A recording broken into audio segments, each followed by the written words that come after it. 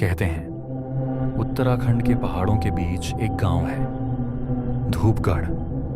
नाम सुनने में खूबसूरत लगता है, पर वहां सूरज ढलते ही सन्नाटा उतर आता है। पक्षी उड़ जाते हैं, लोग दरवाजे बंद कर लेते हैं, क्योंकि रात में उस गांव की गलियों में कुछ ऐसा चलता है जो इंसान नहीं है।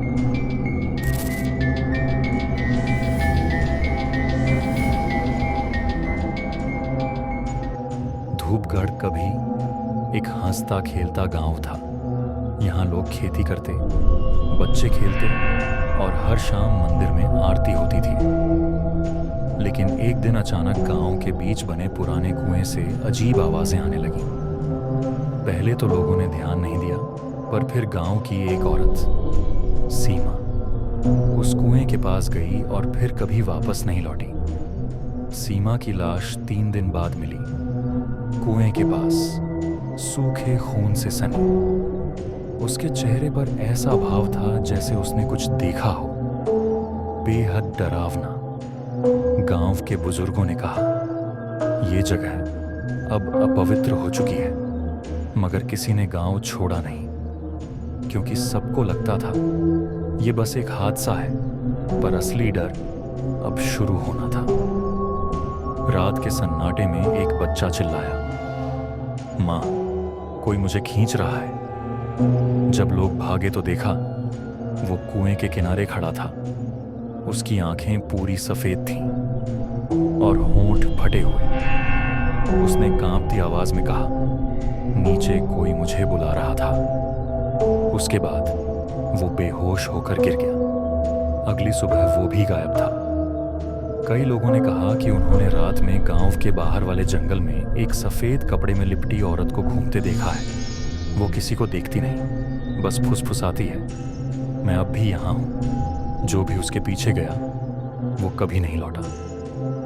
एक दिन एक साधु गांव आया। उसने कहा, तुम्हारा गांव श्रापित है। कभी यहाँ एक तांत्रिक मरा था जिसकी आत्मा अब इस जमीन से बंधी है। उसने गांव के बीच पूजा शुरू की। मंत्रोच्चार के बीच हवा तेज होने लगी और उसी कुएं से काले धुएं का गुबार उठा। लोगों ने देखा, धुएं के बीच किसी का चेहरा उभर रहा था, लाल आंखों वाला, मुस्कुराता हुआ। गांव के कुछ लड़के हिम्मत करके कुएं में उतरे। अंदर का नजारा देखकर उनकी जान सूख गई। कुएं में सैकड़ों हड्डियां बिखरी थीं, कुछ पर अब भी मांस के टुकड़े चिपके थे।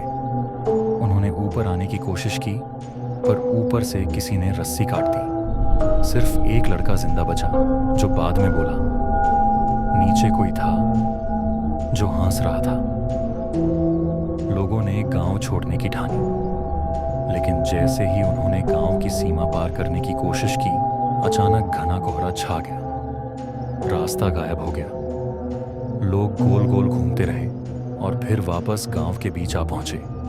ऐसा लगा जैसे कोई अदृश्य दीवार उन्हें बाहर नहीं जाने दे रही थी। उस रात आसमान में चांद नहीं था, हवा में राख जैसी गंध थी।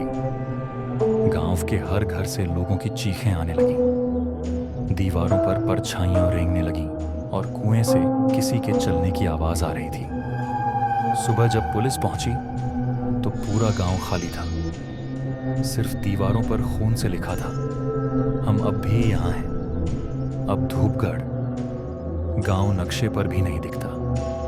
वो जगह जंगल में समा गई है। कभी कभी ट्रैकर्स बताते हैं उन्हें वहां टूटे घर, जलते दिए और हवा में फुसफुसाती आवाजें सुनाई देती हैं। कुछ कहते हैं अगर आप आधी रात को वहां सीमा का नाम पुकारें तो जवाब मिलता है, मैं यहाँ हूँ। कहते हैं कुछ जगहें मरती नहीं, बस भूल जाती हैं, और जिनकी याद बची रह जाती है वो भूत बन जाती है।